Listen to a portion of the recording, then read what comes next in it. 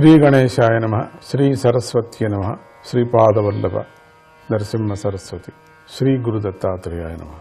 ఈ అధ్యాయంలో సూతుడు బదులు చెప్పటము, భగవంతుడి కథలను వినటంతోనూ కీర్తన చేయటంతోనూ కలిగే గొప్ప మేలు, భక్తికి గల మహాత్మ్యము అనేవి తెలుపబడ్డాయి. అలా మహర్షుల ప్రశ్నలను విని రోమహర్షణ పుత్రుడైన సూత మహర్షి చాలా సంతోషించి ఇలా బదులు చెప్పసాగాడు. యం ప్రవ్రజంతమనుపేతమపేత కృత్యం ద్వైపాయనో విరహ కాతర ఆజువాహ పుత్రేతి తన్మయతయా తరవోపి నేదుః తం సర్వభూత హృదయం మునిమానతోస్మి. సూతుడు ఇలా పలికాడు. జ్ఞాని అవటం చేత అన్ని కర్మబంధాల నుండి విడవబడి ఉన్నటువంటి సుఖమహర్షి ఉపనయనం కాకుండానే ఒంటరిగా అన్నిటినీ విడిచిపెట్టి వెళ్ళిపోతూ ఉండగా తండ్రి అయిన వ్యాస మహర్షి ఆ పుత్ర వియోగానికి భయపడి ఓ పుత్రా పుత్రా అని పిలవగా శుకుడి స్వరూపాలైనటువంటి వృక్షాలు ప్రతిధ్వనించి ప్రత్యుత్తరాన్ని ఇచ్చాయి. అట్లా పిలుస్తూ ఉండంగానే అక్కడ ఉండేటువంటి అన్ని చెట్లు కూడా ప్రతిధ్వనాలిచ్చి అవి కూడా పలుకుతున్నట్టుగా అనిపించింది. అట్లా అందరి హృదయాల్లోనూ ఆత్మస్వరూపంగా ప్రకాశించే అటువంటి సుఖమహర్షికి నేను నమస్కరిస్తూ ఉన్నాను. సుఖమహాముని అంటూ ఉండగానే ఉండినటువంటి ఏదేది చెట్లు కానీ, అక్కడ ఉండేటువంటి కొండలు కానీ, రాళ్లు కానీ, ఏదేది ఉన్నాయో పశుపక్షులు అన్నీ కూడా అనువే ఒకే ఆత్మలాగా ఉండిపోతున్నాయి. అన్నీ పురాణాలలో రహస్యమైన భాగవతం అసాధారణమైన శక్తిని కలిగి ఉంది. వేదాలన్నిటి సారమైన ఈ భాగవత మహాపురాణం సంసారమనే చిమ్మ చీకటిని దాటాలని కోరుకునే వారికి ఆత్మతత్వాన్ని ప్రకాశింపజేసే దీపం లాంటిది భాగవతం. ఆత్మదర్శనం కావాలా, నాకు ఆత్మ సాక్షాత్కరించాలా, ఆత్మ ఏమిటని తెలియాలా అనే వాళ్లకు భాగవతం ఒక దీపం అటువంటిది. అటువంటి జ్ఞానం ఉన్నప్పటికి కూడా ఒక అజ్ఞానం చీకటిలో పడి కష్టపడుతూ ఉంటారు. నాకు ఆత్మజ్ఞానం కాలేదు, నాకు ఆత్మ దర్శనం కాలేదు, నేను ఇంకా అజ్ఞానంగానే ఉన్నాను, నాకు పరమాత్ముడి యొక్క తత్వం తెలియకపోతున్నది అనే ప్రతి ఒక్క జీవికి కూడా భాగవతం ఒక దీపం వంటిది. కారు చీకటి ఇది మన సంసారము.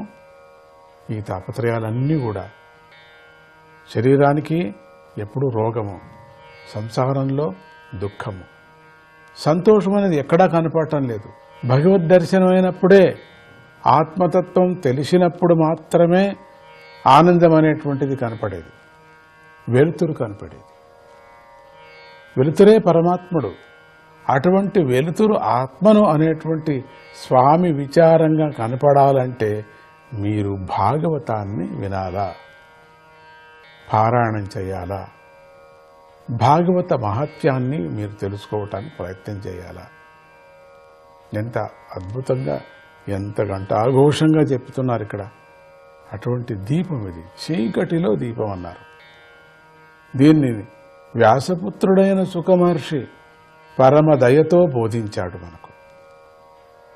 సుఖమహర్షి ఏ ఆత్మదర్శనం చేయించాలంటే ఆయనే. ఎందుకంటే ఆయన చెప్పినటువంటి భాగవతం అటువంటిది గొప్పతనాన్ని చెప్తూ వచ్చింది. ఆత్మతత్వాన్ని, ఆత్మదర్శనాన్ని చేయించేటువంటిది. సుఖమహర్షి మనకు పరమ దయతో కరుణించాడు దాన్ని, ఈ భాగవతాన్ని. లేకపోతే మనకు ఈ చీకట్లోనే ఉండాల్సి వస్తుందేమో. అటువంటి పరమ దయాసముద్రుడైనటువంటి ఆ సుఖమహర్షి, గొప్ప మునులకు కూడా గురువైన ఆ సుఖమహర్షిని నేను శరణు పొందుతున్నాను అనేది మనకు అర్థమవుతుంది. నారాయణం నమస్కృత్య నరం చైవ నరోత్తమం దేవీం సరస్వతీం వ్యాసం తతో జయ ముదీరయేత్. మానవులలో సర్వశ్రేష్ఠులైన నారాయణ మహర్షులను, సరస్వతీదేవిని మరియు వ్యాస మహర్షిని నమస్కరించి ఆపై ఆత్మజయాన్ని కలిగించే శ్రీమద్ భాగవతాన్ని పఠించాలి. భాగవతాన్ని కూడా జయమని అంటారు, అంటే భారతాన్ని కూడా అంటారు, భాగవతాన్ని కూడా అంటున్నారు. జయం అనే పదం అనే సంఖ్యకు సంకేతం, 18 అనే సంఖ్యకు సంకేతమే జయం. మహాభారతంలో 18 పర్వాలు ఉన్నాయి కదా, శ్రీమద్ భాగవతంలో 18,000 శ్లోకాలు ఉన్నాయి. అందువల్ల ఈ రెంటిని జయమనే అంటారు. పై విధంగా భాగవత కర్త అయినటువంటి వ్యాస మహర్షిని, సుఖ మహర్షిని భాగవత పురాణాన్ని ధ్యానించి సూత మహర్షి ఇలా చెప్పసాగాడు. ఓ మహర్షులారా, మీరు లోకాలకు మేలు చేసే శ్రీకృష్ణుడికి సంబంధించిన చక్కని ప్రశ్నను అడిగారు. మీ ప్రశ్నతోనే నాకు మనశ్శాంతి కలిగింది. సవై పుంసాం పరో ధర్మో యతో భక్తి రతోక్షజే అహైతుక్య ప్రతిహత యయాత్మా సుప్రసీదతి. వాసుదేవే భగవతి భక్తియోగః ప్రయోజితః జనయత్యాశు వైరాగ్యం జ్ఞానం చ యదహైతుకం. మనుష్యులకు భగవంతుని యందు భక్తి కలిగించే ధర్మమే అన్నిటికన్నా గొప్పది. ఎందుకంటే అందులో స్వార్థము, విఘ్నాలు, భయము ఉండదు కదా. అటువంటి భక్తితో హృదయం చాలా ప్రసన్నమవుతుంది. జగత్పతి, జగత్పిత అయినటువంటి వాసుదేవుని యందు కలిగిన భక్తి నిష్ట వైరాగ్యాన్ని కలిగిస్తుంది. హేతువులకు అంతుచిక్కని ఆత్మజ్ఞానాన్ని కలిగిస్తుంది.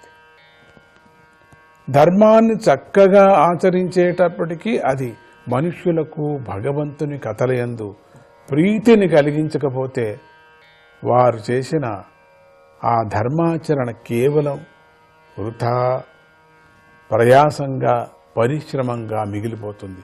పరిశ్రమం చాలా శరీర శ్రమం కూడా అంటారు దాన్ని. పరిశ్రమం ఏదో కర్తవ్యం చేస్తున్నాననే విధంగా మిగిలిపోతుంది. నారాయణ.